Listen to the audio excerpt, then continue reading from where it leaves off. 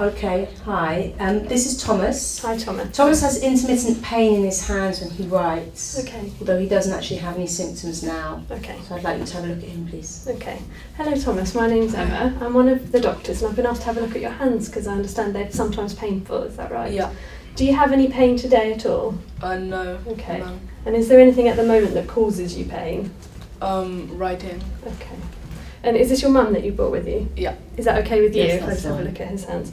Okay, would you mind popping your shirt off for me so we can... Have you got a t-shirt underneath? Yeah. Okay.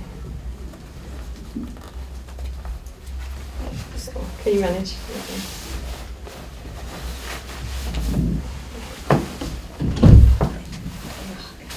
Brilliant. So if you just pop that there, that's lovely. And if you could just pop your hands out like that. So just say to the examiner that ideally I'd like him to be fully exposed, but we've already Okay, no, agreed it's that we'll fine. do this. Like that. Okay, so I'm just going to have a look first of all.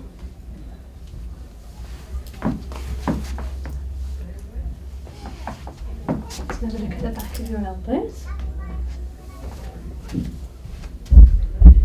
Okay, and then look at your shoulders. Do you mind if I just look at your neck? Yeah. So I'm just going to feel some of your joints now and check if they're sore at all, but please Yeah. tell me if they hurt at all. Just pop your hands on your knees for me. Just going to feel your shoulders first.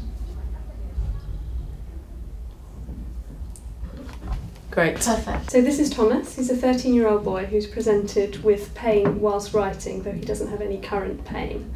On general inspection, he has no obvious joint swelling, surgical scars or deformity, and there is no effusions on palpation in the upper limb. However, on movements, he does have very good range of elbow extension, which led me to think that he may have hypermobility syndrome.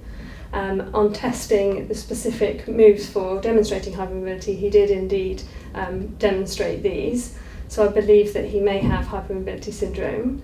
As a result of this, I'd like to complete my examination by screening for some of the causes of hypermobility, such as Marfan syndrome. That's why I looked at the palate, but I'd also like to listen to the heart. Okay. And a full history would be important. So what would you be interested in the history? So in the history, I'd be interested in the family history of Marfan's or Ehlers-Danlos. And in terms of his particular history, I'd be interested particularly in how long the joint pain has been going on, whether it affects any other joints, whether it's associated with any other symptoms such as fever or swelling of the joints, and to what extent it limits his daily functions. Okay. So you mentioned two conditions, Marfan's and Ehlers-Danlos. If you're wondering, he does indeed have hypermobility syndrome. If he has Marfan's, what would you specifically be looking for in Marfan's? So in signs of Marfan syndrome would be typically a boy, but it does occur in girls. They would be tall and slim with arachnodactyly, so long fingers and a broad arm span. They may also have a high arch palate and evidence of aortic root or aortic valve disease or auscultation of the heart. Okay. And Ehlers-Danlos? Ehlers-Danlos may be more difficult to detect from clinical features, but it may be possible to demonstrate particularly stretchy skin at the elbows or on the back of the hands. And again, to be important to listen to the heart for signs of cardiac disease and to examine the family as it's an autosomal dominant condition. Okay, very good. Just relax that elbow a little bit. Good. Does that feel okay? Yeah. Along there. Yeah? Okay, good. And this side feels alright? Yeah. Okay. Just check your elbows briefly as well. Okay? Yeah. And bend it slightly for me. That's good. Okay, good. Just going to feel your wrists. Now tell me if this is sore at all. Turn that one over for me. Lovely. Same with this one. Turn this over. Okay, and then I'm just going to feel your hands. I'm going to squeeze across Okay. there, okay? Is that sore at all? No. Okay. Is that sore at all? No. Okay, I'm just going to quickly check the joints in your hands. Tell me if any of them are sore. Is that okay? Yeah. Okay. And these ones? No pain? No. Okay. You'll feel okay. Yeah. Quick do the end ones. And you're done. Then we'll get you to do some movements, okay? Okay. Okay, so we're going to start up here again. Yeah. I'm going to ask you to put your arms up in the air for me and then straight out, as straight as you can. Okay, good. And then your hands behind your head. Lovely. And then down to your sides. Bring your elbows into your middle, and then bring your hands up to touch your shoulders. And then if you can, with the bed there, straighten your arms all the way out. Okay, is that as far as you can straighten them?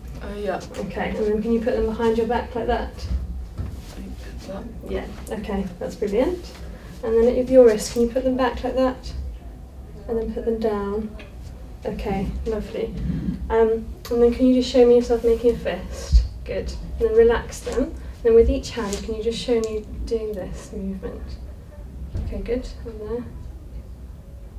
Okay, so because you seem to be able to bend your elbows quite far back, what I'm going to do now is ask you if you can do some similar things like that with your hands. Okay. With your little finger, are you able to bend it backwards, just gently? Yeah. Okay, that's something that you've noticed that you can do, is it? Yeah. Can you do the other hand for me? Yeah. Okay, very good.